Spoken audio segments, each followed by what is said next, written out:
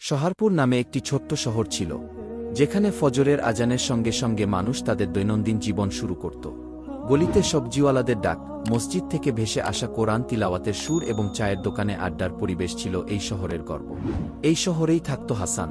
সে ছিল এক ছোট্ট মুদির দোকানদার। হাসানের দোকান ছিল বাজারের একেবারে মাঝখানে, যেখানে সব ধরনের জিনিস পাওয়া যেত, ডাল চাল থেকে শুরু করে বিস্কুট ও সাবান পর্যন্ত। হাসান খুব বড় ব্যবসায়ী ছিল না, কিন্তু তার একটি বিশেষ গুণ ছিল, সে প্রতিটি কাজে সততা বজায় রাখত। যদি কোনো গ্রাহক ভুল করে বেশি টাকা দিয়ে দিত, হাসান তা ফিরিয়ে দিতে প্রয়োজনে দূরের গ্রামে গিয়েও পৌঁছে দিত। লোকজন বলতো, হাসান ভাই, তোমার হৃদয় তো সোনার। কিন্তু হাসান কেবল হেসে বলতো, এগুলো সব আল্লাহর আমানত, আমাদের তো শুধু তার হেফাজত করতে হয়। একদিন সূর্য ডুবার মুখে ছিল এবং মাগরিবের আজান হওয়ার সময় হচ্ছিল। হাসান তার দোকান বন্ধ করার প্রস্তুতি নিচ্ছিল। সে ক্যাশবক্সের টাকা গুনল, জিনিসপত্র তাকের উপর গুছিয়ে রাখল এবং ঝাড়ু দিতে শুরু করল। ঠিক তখন তার চোখ পড়ল দোকানের বাইরে রাস্তার পাশে পড়ে থাকা একটি কালো রঙের ব্যাগের উপর। ব্যাগটি পুরনো দেখাচ্ছিল, কিন্তু তার চেইন জক জক করছিল, যেন কেউ সেটি সদ্য ব্যবহার করেছে। হাসান চারপাশে তাকালো, কিন্তু রাস্তা ছিল শুনশান। বাজারের বেশিরভাগ দোকান বন্ধ হয়ে গিয়েছিল এবং মানুষজন নিজেদের ঘরে ফিরছিল। এই ব্যাগটি কার হতে পারে? হাসান ভাবল। সে ব্যাগটি তুলে নিয়ে তার দোকানের ভিতরে নিয়ে এলো। ব্যাগটি হাতে নেওয়ার পরই তার মনে হলো এটি বেশ ভারী। তার হৃৎপিণ্ড জুড়ে জুড়ে ধকধক করতে লাগল। এর ভিতরে কি কিছু মূল্যবান জিনিস আছে? সে নিজেকে প্রশ্ন করল, কিন্তু তারপর সে নিজেকেই তিরস্কার করতে লাগল। হাসান, এটা তোর নয়। যাই হোক, এটি কারো আমানত। হাসান ব্যাগটিকে দোকানের এক কোণায় রেখে দিল এবং ভাবল, হয়তোবা মালিক তার হারানো জিনিস এসে খুঁজবে। কিন্তু রাত হয়ে গেল, আর কেউ এলো না। হাসান মাগরিবের নামাজ আদায় করল। সে দোকান বন্ধ করল এবং ব্যাগটি সঙ্গে করে বাড়ি নিয়ে গেল। বাড়িতে তার স্ত্রী ফাতিমা এবং দুই ছোট সন্তান আলী ও জয়নাব তার জন্য অপেক্ষা করছিল। কি হয়েছে হাসান? তোমাকে আজ কিছুটা চিন্তিত দেখাচ্ছে। ফাতিমা খাবার দিতে জিজ্ঞেস করল। হাসান ব্যাগটির কথা বলল। ফাতিমা, আমি জানি না এর ভেতরে কি আছে, কিন্তু এটা কারো জিনিস। আমি এটাকে খুলে দেখব কিভাবে? যদি এর মধ্যে কিছু দামি জিনিস থাকে, তাহলে লোকজন কি বলবে? আর যদি না খুলি, তাহলে মালিকের খোঁজ কিভাবে মিলবে? ফাতিমা গম্ভীরভাবে বলল, হাসান, তুমি ঠিকই বলছ। এটা এক আমানত। কোরআনে আল্লাহ বলেছেন, আমানত তার প্রকৃত প্রাপকের কাছে পৌঁছে দাও। তুমি কাল সকালেই বাজারে খোঁজ খবর নিও, হয়তো কেউ এর মালিক খুঁজে বেড়াচ্ছে। হাসান রাজি হল, কিন্তু তার মন অস্থির ছিল। রাতের বেলা সবাই ঘুমিয়ে পড়লে হাসান ব্যাগটির কাছে বসে গেল। সে ব্যাগটিকে মনোযোগ দিয়ে দেখল। তার চেইন অর্ধেক খোলা ছিল এবং ভেতর থেকে কিছু কাগজপত্র ও একটি মোটা খাম দেখা যাচ্ছিল। হাসানের ইচ্ছা হল শুধু একবার দেখে নিতে, কিন্তু সে নিজেকে আটকাল। নিজেকে বলল, না হাসান, এটা শয়তানের ধোঁকা। তোমার কাজ শুধু এটা রক্ষা করা। সে ব্যাগটিকে আলমারিতে রেখে দিল এবং আল্লাহর কাছে দোয়া করল, হে আল্লাহ, আমাকে এই আমানতের হেফাজত করার শক্তি দাও এবং এর প্রকৃত মালিকের কাছে পৌঁছাতে আমাকে সাহায্য করো। সেদিন রাতে হাসানের ঘুম দেরিতে এলো, কিন্তু তার মনে শান্তি ছিল যে সে সঠিক পথে রয়েছে। পরের দিন সকাল শহরপুর বাজার আবারও জমজমাট হয়ে উঠল। সবজিওয়ালাদের ডাক, সাইকেলের ঘণ্টার শব্দ এবং চায়ের দোকানে বসে থাকা বয়োজ্যেষ্ঠদের কথাবার্তায় পরিবেশ ছিল প্রাণবন্ত। হাসান সকালে ফজরের নামাজ আদায় করল। আল্লাহর কাছে দোয়া করল যেন ব্যাগের মালিককে পাওয়া যায় এবং তাড়াতাড়ি দোকান খোলার উদ্দেশ্যে বেরিয়ে পড়ল। সে ব্যাগটিকে বাড়িতে আলমারির মধ্যে নিরাপদে রেখেছিল, কিন্তু তার মন তখনও ওই বিষয়েই বিভোর ছিল। দোকান খুলেই হাসান তার পাশের দোকানদার রশিদ চাচাকে ডাকল। রশিদ চাচা বাজারের সবচেয়ে পুরনো কাপড় ব্যবসায়ী ছিলেন এবং তার কথা সবাই সম্মান করত। হাসান তাকে পুরো ঘটনাটা বলল। চাচা, গতকাল রাস্তায় আমি এই ব্যাগটা পেয়েছিলাম। আমি এটি খুলি নাই, তবে মনে হচ্ছে এর মধ্যে কিছু দামি জিনিস আছে। কেউ কি এটার খুঁজে বেড়াচ্ছিল? আপনি কিছু শুনেছেন কি? রশিদ চাচা তার সাদা দাড়িতে হাত বুলিয়ে বললেন, হাসান, তুমি ঠিক করেছ যে এটা খোলনি। বাজারে অনেক লোকজন আসা যাওয়া করে। আমি আমার গ্রাহকদের জিজ্ঞেস করব। তুমিও এদিক ওদিক খোঁজখবর করো। আর হ্যাঁ, মসজিদে গিয়ে মৌলভী সাহেবকে জানিয়ে দেও, হয়তো কেউ সেখানে এই বিষয়ে কিছু বলবে। হাসান মাথা নাড়ল এবং সাথে সাথে কাজে লেগে গেল। সে বাজারের প্রতিটি দোকানে গিয়ে জিজ্ঞেস করল। সবজিওয়ালা আব্দুল থেকে শুরু করে পান দোকানদার শফিক ভাই পর্যন্ত সবাইকে ব্যাগের কথা বলল, কিন্তু কোনো সন্ধান পাওয়া গেল না। কিছু দোকানদার হাসাহাসিও করল। শফিক ভাই হেসে বললেন, হাসান, যদি ব্যাগে টাকা থাকে তাহলে এসো অর্ধেক অর্ধেক ভাগ করে নেই আমরা। এতটা সৎ হওয়ার দরকার নেই। হাসান শুধু হাসল এবং বলল, শফিক ভাই, এটা হাসির বিষয় নয়, আল্লাহ দেখছেন। দুপুর পর্যন্ত হাসান ক্লান্ত হয়ে পড়েছিল, কিন্তু সে হাল ছাড়েনি। সে মসজিদে গেল, যেখানে জোহরের নামাজের পর মৌলভী সাহেব লোকজনের সঙ্গে দেখা করতেন। মৌলভী সাহেব, যার নাম ছিল মুফতি ইউসুফ, ছিলেন একজন সৎ ও বিচক্ষণ মানুষ। হাসান তাকে পুরো ঘটনা বলল। মুফতি সাহেব মনোযোগ দিয়ে শুনলেন এবং বললেন, হাসান, তুমি খুব ভালো কাজ করেছ যে এই আমানতটি নিজের কাছে রেখে খোঁজখবর শুরু করেছ। কোরআনে আল্লাহ বলেছেন, যে আমানতের হেফাজত করে আল্লাহ তাকে পুরস্কৃত করেন। আমি নামাজের পর ঘোষণা করব যে কারো একটি ব্যাগ পাওয়া গেছে। তুমিও আশেপাশের গ্রামগুলোতে খবর ছড়িয়ে দাও। হাসানের একটু স্বস্তি হল। সে মসজিদে নামাজ আদায় করল এবং আবার বাজারে ফিরে এলো। কিন্তু সে তার দোকানে পৌঁছেই একটা অদ্ভুত বিশৃঙ্খলা লক্ষ্য করল। কিছু লোক তার দোকানের বাইরে দাঁড়িয়েছিল এবং তাদের মধ্যে একজন জুরে জুরে কথা বলছিল। হাসান কাছে গিয়ে দেখল লোকটি রেগে আছে। তার নাম ছিল ওয়াসিম। সে শহরের বাইরের একটি গ্রামে থাকত এবং মাঝে মধ্যে বাজারে জিনিসপত্র কিনতে আসত। হাসান, শুনেছি তুমি একটা ব্যাগ পেয়েছ। ওয়াসিম রাগ করে বলল, ওটা আমার ব্যাগ। কোথায়? তুমি খুলোনি তো? হাসান শান্তভাবে উত্তর দিল। ওয়াসিম ভাই, হ্যাঁ, আমি একটা ব্যাগ পেয়েছি, কিন্তু আমি সেটা খুলি নাই। আপনি বলুন ব্যাগটা কেমন আর তার মধ্যে কি কি আছে। ওয়াসিম দ্রুত ব্যাগের বিবরণ দিল। ওটা একটা কালো ব্যাগ, চেইন লাগানো। তার মধ্যে আমার কিছু কাগজপত্র আছে আর হ্যাঁ, কিছু টাকা পয়সাও। তার কণ্ঠে দ্বিধা ছিল, যেন সে পুরো সত্যি বলছে না। হাসান লক্ষ্য করল ওয়াসিমের কথায় কিছু অসঙ্গতি আছে। সে বলল, ঠিক আছে, আমি বাড়ি থেকে ব্যাগ নিয়ে আসি। তবে আপনাকে প্রমাণ করতে হবে এটা আপনার। ওয়াসিম রেগে মাথা নাড়ল, কিন্তু হাসানের মুখে ছিল শান্ত ভাব। সে রশিদ চাচাকে ডাকল এবং বলল যেন তিনি তার সঙ্গে বাড়ি চলেন। পথে রশিদ চাচা হাসানকে বললেন, বাবা, তুই সাবধানে থাক। ওয়াসিমের কথায় কিছু গোলমাল মনে হচ্ছে। যদি ওটা ওর ব্যাগ না হয় তাহলে তোকে আরও সতর্ক হতে হবে। বাড়ি পৌঁছে হাসান আলমারি থেকে ব্যাগটা বের করল। সে আবারও সেটা খোলার চেষ্টা করল না, কিন্তু ব্যাগটা দেখে তার বুক জোরে জোরে কাঁপছিল। ওয়াসিম কি সত্যিই এর মালিক, নাকি এটা অন্য কোনো চালাকি? হাসান ব্যাগটি হাতে নিয়ে রশিদ চাচার সঙ্গে দোকানের দিকে রওনা দিল। পথে সে আল্লাহর কাছে দোয়া করল, হে আল্লাহ, আমাকে সত্যের পাশে থাকার শক্তি দাও। এই আমানত তোমার। এটি সঠিক মানুষের হাতে পৌঁছে দিতে আমাকে সাহায্য করো। দোকানে পৌঁছেই হাসান দেখল ওয়াসিম এখন আরও অস্থির হয়ে উঠেছে। ব্যাগটা দেখেই সে বলল, হ্যাঁ, এটাই, দাও আমাকে। কিন্তু হাসান শান্তভাবে বলল, ওয়াসিম ভাই, আগে আপনি কিছু প্রশ্নের উত্তর দিন। এই ব্যাগে কি কি আছে, আর আপনি এটা কোথায় হারালেন? ওয়াসিম তাড়াহুড়ো করে উত্তর দিতে শুরু করল, কিন্তু তার কথা বারবার বদলাচ্ছিল।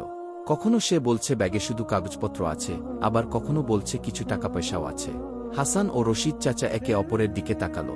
দুজনেই নিশ্চিত হল যে ওয়াসিমের নিয়ত ঠিক নয়। হাসানের দোকানের বাইরে এখন ছোট একটি ভিড় জমে গিয়েছে। বাজারে খবর ছড়িয়ে পড়েছে যে হাসান একটি দামি ব্যাগ পেয়েছে এবং ওয়াসিম সেটার দাবি করছে। কেউ কেউ ওয়াসিমের পক্ষ নিচ্ছিল, আবার কেউ কেউ হাসানের সততার প্রশংসা করছিল। পরিবেশে টানাপোড়েন ছিল, কিন্তু হাসানের মুখ ছিল শান্ত। সে ব্যাগটিকে নিজের দোকানের কাউন্টারে রাখল এবং ওয়াসিমের দিকে তাকাল। হাসান দৃঢ় কণ্ঠে বলল, ওয়াসিম ভাই, আমি আপনাকে এই ব্যাগটি দিতে চাই, কিন্তু আপনাকে আগে প্রমাণ করতে হবে যে এটা আপনার। বলুন, এই ব্যাগে কি কি আছে এবং আপনি এটি কোথায় হারিয়েছিলেন? আর হ্যাঁ, যদি ব্যাগে কোনো বিশেষ চিহ্ন থাকে সেটাও বলুন। ওয়াসিমের অস্থিরতা এখন স্পষ্ট দেখা যাচ্ছিল। সে নিজের কপালের ঘাম মুছে কথা বলতে শুরু করল। আরে, আমি তো বললাম এর মধ্যে আমার কাগজপত্র আছে, আর হ্যাঁ, কিছু টাকা।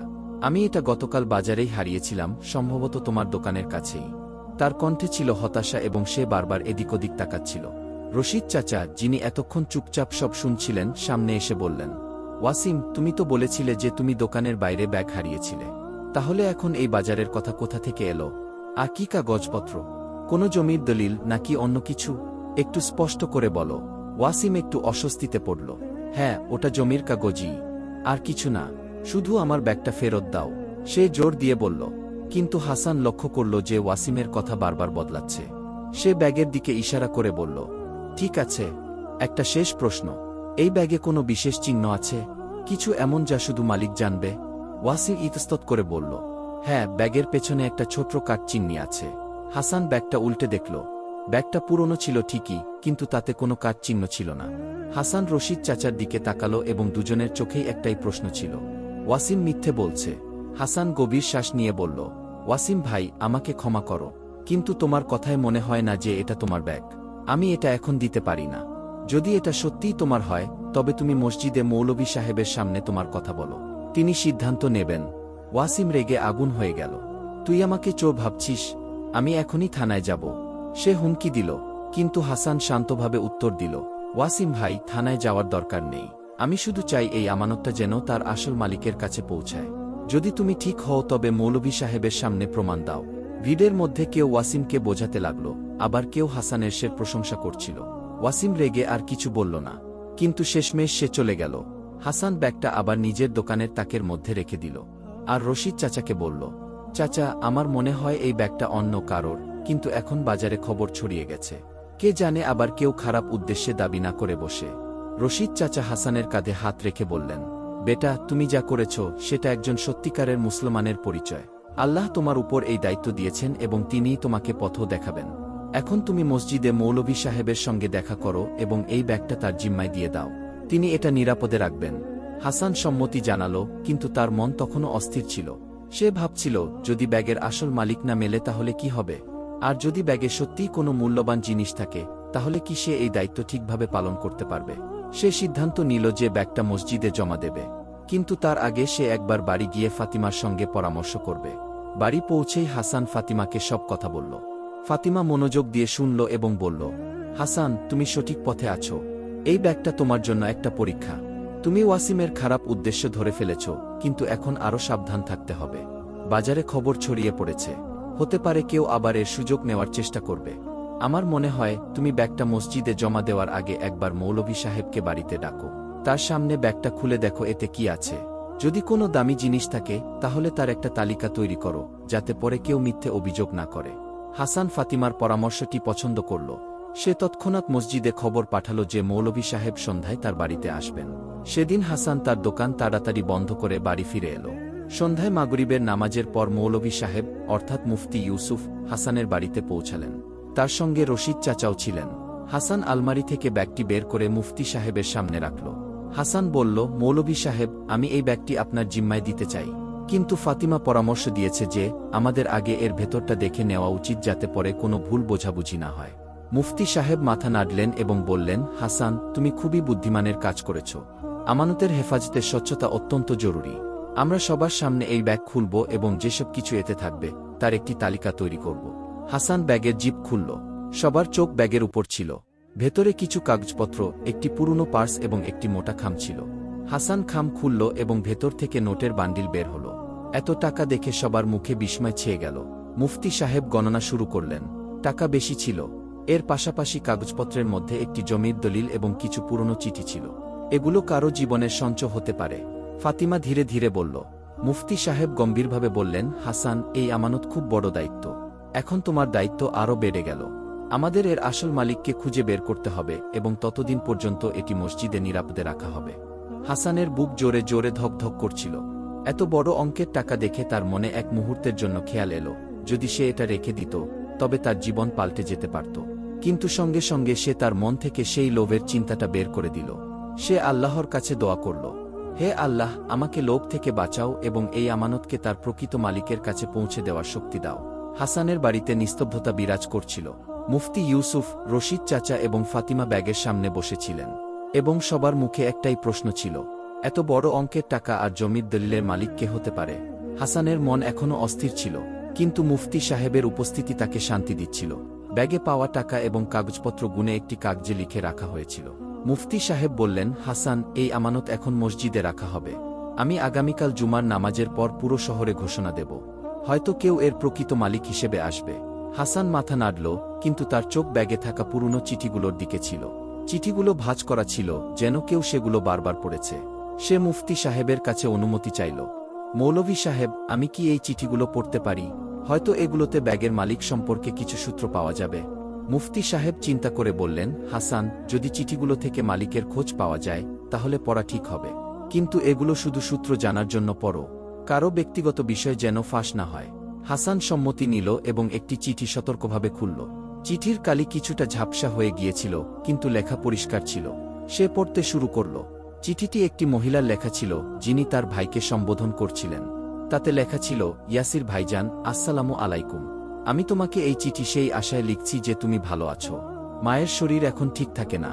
ডাক্তার বলেছেন অপারেশনের জন্য 50,000 টাকা দরকার। আমি আমার জমি বিক্রি করার সিদ্ধান্ত নিয়েছি। কাগজপত্র প্রস্তুত আছে এবং কিছু টাকা আমি জমা করেছি। যদি তুমি সাহায্য করতে পারো তবে দয়া হবে। আল্লাহ তোমাকে প্রতিদান দিক। তোমার বোন রুকাইয়া। হাসানের চোখে জল এসে গেল। সে চিঠিটি ফাতিমা ও মুফতি সাহেবকে দেখাল। ফাতিমা চিঠিটি পড়েই বলল, হাসান, এই ব্যাগটি কোনো রুকাইয়ার হতে পারে। আর এই টাকা সম্ভবত সে তার মায়ের চিকিৎসার জন্য জমা করছিল। মুফতি সাহেব গম্ভীরভাবে বললেন, হাসান, এই চিঠি একটি বড় সূত্র, কিন্তু আমাদের রুকাইয়াকে খুঁজে বের করতে হবে। চিঠিতে কি কোনো ঠিকানা বা গ্রামের নাম আছে? হাসান আবার চিঠিটি দেখল, কিন্তু তাতে স্পষ্ট কোনো ঠিকানা ছিল না। শুধু এটুকু লেখা ছিল যে রুকাইয়া শহরপুরের কাছে কোনো গ্রামে থাকে। রশিদ চাচা, যিনি এখনও চুপ ছিলেন, বললেন, হাসান, শহরপুরের আশেপাশে অনেক গ্রাম আছে, কিন্তু এখানে রুকাইয়া নামটা খুবই সাধারণ। আমাদের আরও অনুসন্ধান করতে হবে। আমি আমার পুরনো গ্রাহকদের জিজ্ঞাসা করব, হয়তো কেউ এই নামের কোনো মহিলাকে চেনে। হাসান সিদ্ধান্ত নিল যে সে পরের দিন আশেপাশের গ্রামগুলোতে গিয়ে খোঁজখবর নেবে। সেই রাতে মুফতি সাহেব ব্যাগটি মসজিদে নিয়ে গেলেন যাতে এটি নিরাপদে থাকে। হাসান ও ফাতিমা বাচ্চাদের ঘুম পাড়িয়ে অনেক রাত পর্যন্ত এই বিষয়ে কথা বলল। ফাতিমা বলল, হাসান, আমার মনে হয় আল্লাহ তোমাকে এই ব্যাগের রক্ষক হিসেবে বেছে নিয়েছেন। যদি এটা রুকাইয়ার মায়ের চিকিৎসার টাকা হয়, তাহলে তোমার পরিশ্রম কারো জীবন বাঁচাতে পারে। হাসান হেসে বলল, ফাতিমা, আমি শুধু চাই এই আমানত তার প্রাপকের কাছে পৌঁছাক, বাকিটা আল্লাহর ইচ্ছা। পরের দিন সকালে হাসান তাড়াতাড়ি উঠল। সে ফজরের নামাজ পড়ে আশেপাশের গ্রামগুলোতে অনুসন্ধান শুরু করল। সে প্রথমে কাছের গ্রাম নূরপুরে গেল। সেখানে সে গ্রামের চৌধুরী ও কিছু বয়স্ক লোকদের রুকাইয়া নামের এক মহিলার ব্যাপারে জিজ্ঞাসা করল, কিন্তু কেউ এমন কোনো মহিলার কথা মনে করতে পারল না। হাসান হাল ছাড়ল না। সে পরের গ্রাম রহিমগঞ্জে গেল। সেখানে এক চায়ের দোকানে কয়েকজন বসেছিল। হাসান তাদের সাথে কথা বলা শুরু করল এবং রুকাইয়ার কথা বলল। এক বয়স্ক লোক নিজের টুপি ঠিক করতে করতে বলল, রুকাইয়া? হ্যাঁ, আমার মনে আছে রহিমগঞ্জে এক রুকাইয়া ছিল, যে তার অসুস্থ মায়ের সাথে থাকত, কিন্তু সে কয়েক মাস আগে কোথাও চলে গেছে, সম্ভবত শহরে। হাসানের হৃদয় জোরে ধক ধক করতে লাগল। সে জিজ্ঞাসা করল, আপনি কি আর কিছু বলতে পারেন? তার মায়ের শরীর কেমন ছিল বা সে কোথায় গেছে? বয়স্ক লোকটি মাথা চুলকে বলল, বেটা, আমি শুধু এতটুকু মনে করতে পারি যে রুকাইয়া খুব চিন্তিত ছিল। তার মায়ের কোনো গুরুতর অসুখ ছিল। সে জমি বিক্রির কথা বলছিল, কিন্তু সে কোথায় গেছে তা আমি জানি না। হাসান সেই বয়স্ক ব্যক্তিকে ধন্যবাদ জানিয়ে শহরপুরে ফিরে এলো। সে মসজিদে মুফতি সাহেবকে সব কথা বলল। মুফতি সাহেব বললেন, হাসান, তুমি ভালো কাজ করেছ। এখন আমাদের শহরে অনুসন্ধান করতে হবে। আমি আমার কিছু পরিচিত লোকদের সাথে কথা বলবো, যারা শহরের মসজিদে কাজ করে। হয়তো সেখানে রুকাইয়ার কোনো খোঁজ পাওয়া যাবে। সেদিন জুমার নামাজের পরে মুফতি সাহেব মসজিদে ঘোষণা দিলেন যে একটি ব্যাগ পাওয়া গেছে যাতে টাকা ও কাগজপত্র আছে। তারা এটাও বললেন যে এই ব্যাগের দাবি করবে তাকে সঠিক প্রমাণ দিতে হবে। ঘোষণার পর অনেকেই মসজিদে এলো, কিন্তু বেশিরভাগের কথাবার্তা ওয়াসিমের মতো অস্পষ্ট ছিল। হাসানের এখন বিশ্বাস হয়ে গিয়েছিল যে ব্যাগটি রুকাইয়ার, কিন্তু তাকে খুঁজে পাওয়া সহজ ছিল না। সন্ধ্যাবেলা হাসান তার দোকানে বসেছিল। তখন এক অচেনা ব্যক্তি এলো। সে ছিল রোগা পাতলা এবং তার চোখে উদ্বেগ ছিল।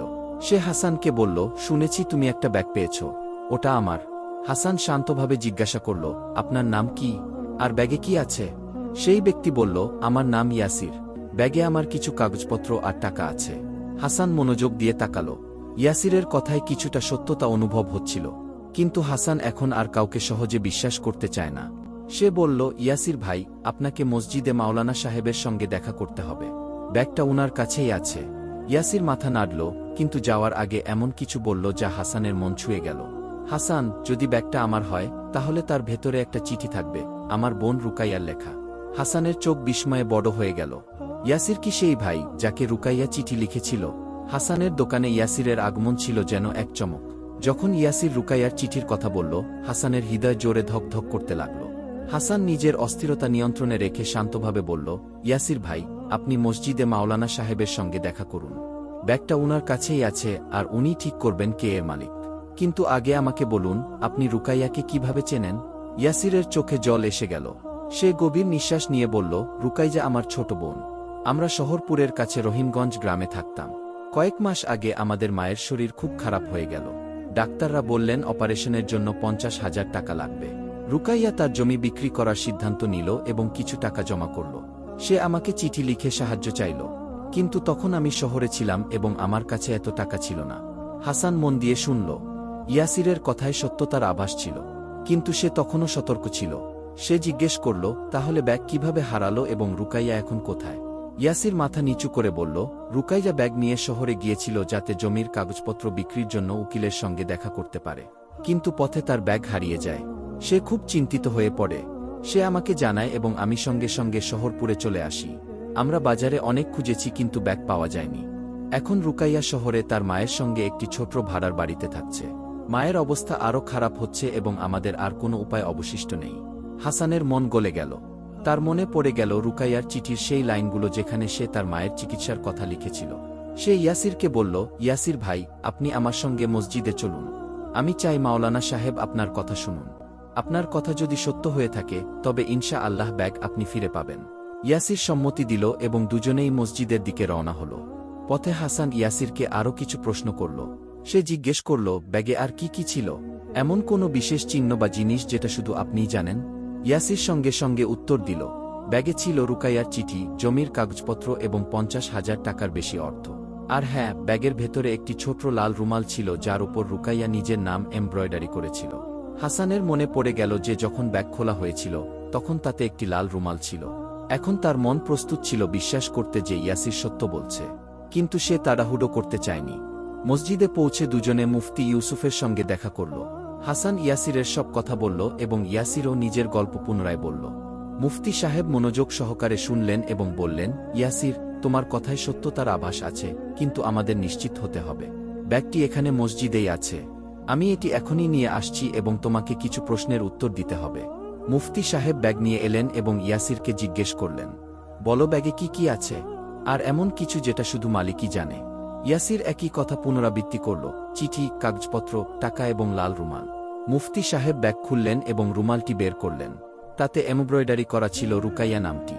মুফতি সাহেব ইয়াসিরের দিকে তাকিয়ে বললেন, মনে হচ্ছে তুমি সত্য বলছো, কিন্তু শেষ একটি প্রমাণ, তুমি কি রুকাইয়াকে এখানে আনতে পারবে? যদি সে নিজে আসে তাহলে আমরা পুরোপুরি নিশ্চিত হতে পারব। ইয়াসির মাথা নেড়ে বলল, মাওলানা সাহেব, আমি আগামীকাল সকালে তাকে নিয়ে আসব। সে শহরে আছে এবং আমি তাকে আনতে যাব। মুফতি সাহেব সম্মতি দিলেন এবং ব্যাগটি আবার মসজিদে নিরাপদ ঘরে রেখে দিলেন। হাসানের এখন স্বস্তি লাগছিল যে হয়তো আমানত তার প্রকৃত মালিকের কাছে পৌঁছাতে যাচ্ছে। কিন্তু তার মনে একটা ভয়ও ছিল, ওয়াসিম বা কেউ আর কি এর মধ্যে কোনো ঝামেলা সৃষ্টি করবে। সেদিন রাতে হাসান বাড়ি ফিরে ফাতিমাকে সব কথা বলল। ফাতিমা হাসিমুখে বলল, হাসান, তুমি যা করেছ তা খুব বড় একটা কাজ। যদি এই ব্যাগ রুকাইয়ার হয় তাহলে তুমি তার মায়ের জীবন বাঁচাতে সাহায্য করেছ। আল্লাহ তোমাকে প্রতিদান দেবেন। হাসান শুধু এতটুকু বলল, ফাতিমা, আমি শুধু সেটাই করেছি যা একজন মুসলমানের করা উচিত। পরের দিন সকালে হাসান মসজিদে পৌঁছাল। সেখানে আগেই কিছু লোক জড়ো হয়েছিল কারণ ব্যাগের খবর পুরো শহরে ছড়িয়ে পড়েছিল। মুফতি সাহেব এবং রশিদ চাচাও উপস্থিত ছিলেন। কিছুক্ষণ পর ইয়াসির এলো এবং তার সঙ্গে একজন মহিলা ছিলেন। সে ছিল রুকাইয়া। তার মুখ ক্লান্ত ছিল কিন্তু চোখে ছিল আশার ঝিলিক। রুকাইয়া মুফতি সাহেবকে সালাম দিল এবং বলল, মাওলানা সাহেব, আমার নাম রুকাইয়া। এই ব্যাগটি আমার। আমি এটি শহরে যাওয়ার পথে শহরপুরের বাজারে হারিয়ে ফেলেছিলাম। তাতে আমার মায়ের চিকিৎসার টাকা এবং জমির কাগজপত্র ছিল। মুফতি সাহেব রুকাইয়াকে কয়েকটি প্রশ্ন করলেন। সে ব্যাগের সম্পূর্ণ বিবরণ দিল, রুমাল, চিঠি এবং সঠিক টাকার পরিমাণ। সে এটাও বলল যে ব্যাগের চিপ অর্ধেক ভাঙা, যা হাসানের মনে ছিল। মুফতি সাহেব ব্যাগটি পরীক্ষা করলেন এবং সবার বিশ্বাস হয়ে গেল যে রুকাইয়াই আসল মালিক। কিন্তু তখনই মসজিদের বাইরে থেকে হইচই শোনা গেল। ওয়াসিম আবার এসেছে এবং এবার সে কিছু লোক নিয়ে এসেছে। সে চিৎকার করে বলল, এই ব্যাগ আমার। তোমরা সবাই আমাকে প্রতারিত করছো। মসজিদের বাইরে ওয়াসিমের হট্টগোল শুনে সবার মুখে উৎকণ্ঠার ছাপ পড়ে গেল। সে নিজের সঙ্গে কয়েকজন লোক নিয়ে এসেছিল যারা জোরে জোরে কথা বলছিল, হাসান ব্যাগটা চুরি করেছে, সে এটা কাউকে দিয়ে দিচ্ছে। রুকাইয়া ও ইয়াসির ভয়ে একে অপরের দিকে তাকাতে লাগল। হাসানের বুক ধড়ধড় করছিল, কিন্তু সে নিজেকে সামলে নিল। মুফতি ইউসুফ হাত তুলে সবাইকে শান্ত করলেন এবং কঠিন কণ্ঠে বললেন, এটা মসজিদ, আল্লাহর ঘর। এখানে কোনো হট্টগোল হবে না। যে সত্য বলছে সে প্রমাণ করার সুযোগ পাবে। ওয়াসিমকে ভেতরে ডাকা হলো। সে আবার একই কথা বলল, এই ব্যাগটা আমার। আমি এটা বাজারে হারিয়েছিলাম। হাসান আর মৌলভী সাহেব মিলে এটা কাউকে দিয়ে দিচ্ছেন। মুফতি সাহেব শান্তভাবে জিজ্ঞেস করলেন, ওয়াসিম, তুমি আগে বলেছিলে ব্যাগে কিছু কাগজপত্র আর কিছু টাকা আছে। এখন পরিষ্কার করে বলো কত টাকা আর কি ধরনের কাগজ। আর হ্যাঁ, ব্যাগে কোনো বিশেষ চিহ্ন বা জিনিস ছিল? ওয়াসিম গুবলেট খেয়ে গেল। সে তাড়াহুড়ো করে বলল, হ্যাঁ, টাকা 40 থেকে 50,000 টাকা হবে। আর কাগজগুলো আমার দোকানের বিল। তার কথা শুনে মসজিদে উপস্থিত লোকেরা নিজেদের মধ্যে ফিসফিস করতে লাগল। রাশিদ চাচা এগিয়ে এসে বললেন, ওয়াসিম, তুমি তো আগে বলেছিলে ব্যাগে জমির কাগজপত্র আছে। এখন হঠাৎ দোকানের বিল এলো কোথা থেকে আর ব্যাগের কোনো চিহ্ন কেন বলতে পারছো না? ওয়াসিমের মুখ লাল হয়ে গেল। সে কিছু বলতে যাচ্ছিল, ঠিক তখনই মুফতি সাহেব রুকাইয়াকে ডেকে নিলেন। রুকাইয়া মেয়ে, তুমি বলো ব্যাগে কি কি ছিল আর তুমি এটা কোথায় হারিয়েছিলে? রুকাইয়া ভয়ে ভয়ে কিন্তু পরিষ্কার কণ্ঠে বলল, মৌলভী সাহেব, এই ব্যাগে আমার জমির কাগজপত্র, 50,000 টাকা, আমার লেখা একটি চিঠি এবং একটি লাল রুমাল আছে, যেটাতে আমার নাম কাথা করা। আমি এটা শহরপুর বাজারে হারিয়েছিলাম যখন আমি শহরে যাচ্ছিলাম। ব্যাগের জিপটা আধা ভাঙা। মুফতি সাহেব ব্যাগটা আবার খুললেন এবং রুকাইয়ার সব কথার সত্যতা যাচাই করলেন। রুমাল, চিঠি, কাগজপত্র আর টাকার পরিমাণ সবই ঠিক তেমনি ছিল যেমন রুকাইয়া বলেছিল। তিনি ব্যাগের জিপও দেখলেন, যা সত্যিই আধা ভাঙা ছিল। মসজিদে উপস্থিত লোকেরা তালি দিল এবং ওয়াসিম লজ্জায় মাথা নিচু করল। মুফতি সাহেব ওয়াসিমের দিকে তাকিয়ে বললেন, ওয়াসিম, তুমি মিথ্যা বলেছ এবং একজন সৎ মানুষের উপর অপবাদ দিয়েছ। আল্লাহকে ভয় করো। চুপচাপ এখান থেকে চলে যাও, না হলে বাজারের লোকেরা তোমার বিচার করবে। ওয়াসিম কিছু না বলে মাথা নিচু করে চলে গেল। তার সঙ্গে আসা লোকেরাও চুপচাপ ছড়িয়ে ছিটিয়ে গেল। এখন মসজিদে শান্তির পরিবেশ বিরাজ করছিল। মুফতি সাহেব রুকাইয়াকে ব্যাগটি দিলেন এবং বললেন, মেয়ে, এটা তোমার আমানত। হাসানের সততা ও আল্লাহর কৃপায় এটা তোমার কাছে পৌঁছেছে। তোমার মায়ের চিকিৎসা করাও এবং আল্লাহর কাছে দোয়া করো। রুকাইয়ার চোখ দিয়ে অশ্রু ঝরছিল। সে হাসানের দিকে তাকিয়ে বলল, হাসান ভাই, তুমি আমার মায়ের জীবন বাঁচিয়ে দিলে। আমি ও ইয়াসির তোমার এই উপকার কখনো ভুলব না। ইয়াসিরও হাসানের সামনে হাত জোট করে বলল, তুমি যা করেছ তা কোনো সাধারণ মানুষ করতে পারে না। আল্লাহ যেন তোমাকে দুই জাহানে সফলতা দেন। হাসান লজ্জায় মাথা নিচু করে বলল, রুকাইয়া, ইয়াসির ভাই, আমি কেবল আমার কর্তব্যটাই পালন করেছি। এটা ছিল আল্লাহর আমানত, আর আমি কেবল তার মাধ্যম হয়েছি। তোমাদের দোয়াই আমার জন্য যথেষ্ট। মুফতি সাহেব মসজিদে উপস্থিত মানুষদের উপদেশ দিলেন। তিনি বললেন, দেখো, হাসান আমাদের শিখিয়েছে যে আমানতের হেফাজত কত বড় ইবাদত। কোরআনে আল্লাহ বলেন, যারা তাদের আমানত ও প্রতিশ্রুতির হেফাজত করে তারাই প্রকৃত মুমিন। হাসান শুধু আমানতি ফিরিয়ে দেয়নি, বরং নিজের ঈমানকেও রক্ষা করেছে। আমাদের তার কাছ থেকে শিক্ষা নেওয়া উচিত। রুকাইয়া ও ইয়াসির মসজিদ থেকে ব্যাগ নিয়ে চলে গেল। রুকাইয়া প্রতিজ্ঞা করল যে সে তার মায়ের চিকিৎসা করাবে এবং হাসানের জন্য সবসময় দোয়া করবে। হাসান তার দোকানে ফিরে গেল, কিন্তু তার হৃদয় শান্তিতে ভরা ছিল। বাজারে এখন তার সততার কথা সবার মুখে মুখে। মানুষজন তার দোকানে এসে তাকে দোয়া দিচ্ছিল। কয়েকদিন পরে হাসান একটি চিঠি পেল। সেটা রুকাইয়া লিখেছিল। তাতে লেখা ছিল, হাসান ভাই, আসসালামু আলাইকুম। আপনার কারণে আমার মায়ের অপারেশন হয়ে গেছে এবং তিনি এখন সুস্থ হয়ে উঠছেন। আমরা জমি বিক্রি করিনি, কারণ আপনার মতো একজন সৎ মানুষের দোয়া আমাদের সমস্যাকে সহজ করে দিয়েছে। আল্লাহ আপনাকে ও আপনার পরিবারকে সবসময় সুখে রাখুন। আপনার বোন রুকাইয়া। হাসান চিঠি পড়ে চোখ বন্ধ করে আল্লাহর শুকরিয়া আদায় করল। সে ফাতিমাকে চিঠিটি দেখালো এবং দুজন মিলে দোয়া করল যেন আল্লাহ সবসময় তাদের সততার পথে রাখেন।